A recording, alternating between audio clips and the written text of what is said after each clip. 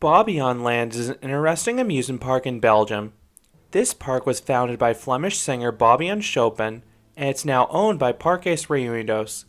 Today, this park has 8 different roller coasters, including 2 notable Gerstlauers in Typhoon and Fury. And those coasters are complemented by multiple dark rides and some fun water rides. So in this video, I'll rank the park's top 15 rides and attractions. Before starting the countdown, I want to know 2 notable rides that will be excluded. First, the park's unique King Kong flat ride looks really cool, but it has as many thrills as a kiddie ride. Second, the Forbidden Caves dark ride is not good. It has a long pre-show and the payoff is an immersion tunnel with less than stellar video quality. Number 15, Bob Express. This Mach-powered coaster isn't the most thrilling. There's only some weak laterals and a few turns, and maybe a faint pop of airtime. But I love how this ride is intertwined with the park's log flume and travels over the water. It results in some really nice visuals. Number 14, Rützerath. This Schwarzkopf Ferris wheel stands nearly 14 stories tall, so it provides some great aerial views of the park. I love how it overlooks the lagoon. Number 13, Big Bang. This quartet of wet-dry water slides can be found at many parks across Europe, but they're always fun. You have a triple down with the second hump completely lifting your raft off the slide. Then you can get your competitive juices flowing racing the other 3 lanes. Number 12, Wild Waterbahn. This intimate log flume has some nice visuals between its interactions with Bob Express, the fake mountain structure, and its placement above the water. This one has a few drops, but they're just okay. They're average for the genre. Number 11, Okie Dokie. This is a mostly tame Vekoma Jr. coaster. It's a super smooth and moderately scenic ride, but this coaster does have a shockingly good drop in the back row. It is far steeper than you'd expect for a ride like this, and the train really gets whipped down it. Number 10, Speedy Bob. This Mach Wild Mouse provides great laterals in the first half, which is essentially untrimmed. The second half is neutered by a series of brakes though, which negates most of the airtime of the steep drops and quick ascents. It is also worth noting this coaster used to have a mirror image clone next door, but that was removed after the 2008 season and relocated to Parque de Atracciones de Madrid, where it now operates as Vertigo. The dueling effect looked really cool. Number 9, Dreamcatcher. This rare Vekoma suspended coaster is another ride with a nice location above the water. The layout isn't too great as it never builds up too much speed nor swinging. There are no notable drops, but a few of the helixes do offer decent positive Gs at least. I also wish I could have experienced the ride with the old trains because the current ones have hard seats and restraints that can cause some comfort issues. Number 8, El Rio. This Hafima River Rapids ride is most notable for once featuring a Ferris wheel lift system and a steep plunge. But those features were removed years ago due to reliability issues, and the ride was significantly shortened. The modified version is the only iteration I've experienced. The rapids on this one are pretty weak in terms of power, but the course is tucked among the trees with some western theming. Then there's a thrilling whirlpool. You get some good speed, and whoever goes backwards in this element will get absolutely soaked. Number 7, Revolution.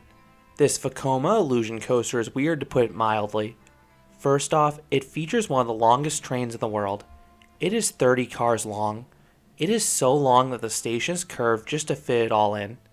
Second, you have a spiral lift hill with lights, a volcano at the base, and a giant clock on the roof. Then you have a continuous downward spiral with some additional lighting effects and a fun soundtrack. You keep building up speed until you get some mild force in the final pass. This repetitive, never-ending turn causes the ride to feel more like a Himalaya than a traditional coaster, but it's still a memorable experience.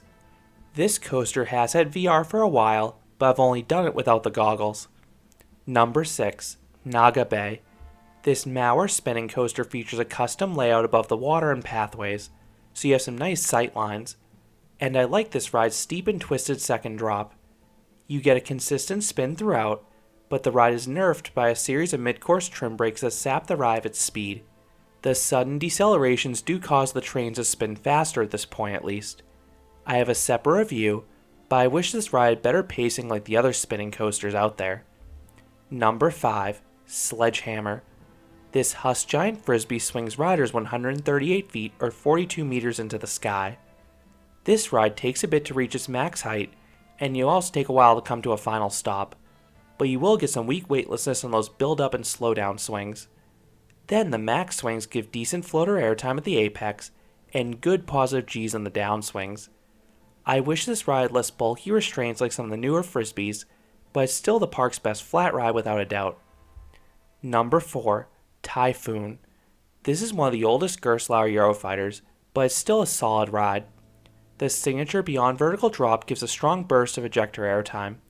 Then you have a very forceful vertical loop and 3 barrel rolls loaded with hang time. The middle of the layout does have a bit of a lull to it, but this ride is fairly smooth start to finish despite having those over-the-shoulder restraints. I have an entire review for this ride as well, but it is the park's second best coaster. Number 3. Indiana River. This indoor Intamin log flume is being removed after the 2022 season, but it was a really cool attraction. The experience has a great jungle temple theme, including some animatronics in the station, large rockwork and statues along the course, and several ominous caves. The set quality reminds me of a dark ride. Then there are 3 drops. All 3 of them are small, and the first 2 are really mild, but the third one has a little runway before it, so you have some speed into the plunge and get a pop of airtime. I came off dry in my 2022 ride, but I remember getting quite wet back in 2019, so not sure what the norm is. Number 2. El Paso Special. This shooting dark ride may be the most politically incorrect attraction in the world, so it is not for everyone. This ride perpetuates stereotypes left and right. Some people are drinking while others are acting promiscuously. Then you take aim at everyone, and I mean everyone. You fire at Native Americans and even unarmed women and children. If the dark theming doesn't bother you, the ride is technologically excellent between the detailed physical sets and abundance of targets, all of which work. This is why I think it's one of the best shooting dark rides out there. And coming in at number 1 is Fury. This unique Gerstlauer Infinity coaster allows riders to vote whether they'd like to experience the layout forwards or backwards. This gives the ride a ton of re-ride value because you want to try different seats and orientations. You have 3 launches, with the final 2 having considerable power. Then you have strong ejector airtime in the top hat, multiple elements with wild laterals, some good positive G's in the valleys, some hang time on the inversions, and insane hang time or weightlessness on the spikes. This ride is mostly smooth and it's a fun blitz of forces, so it is well worth experiencing as I cover in a review. You will not find a coaster quite like it anywhere else. So those are the top 15 rides and attractions at Bobbejaanland. What are your favorite rides of this Parques Reunidos property? How do you rank the dark rides compared to the coasters? Let me know down in the comments.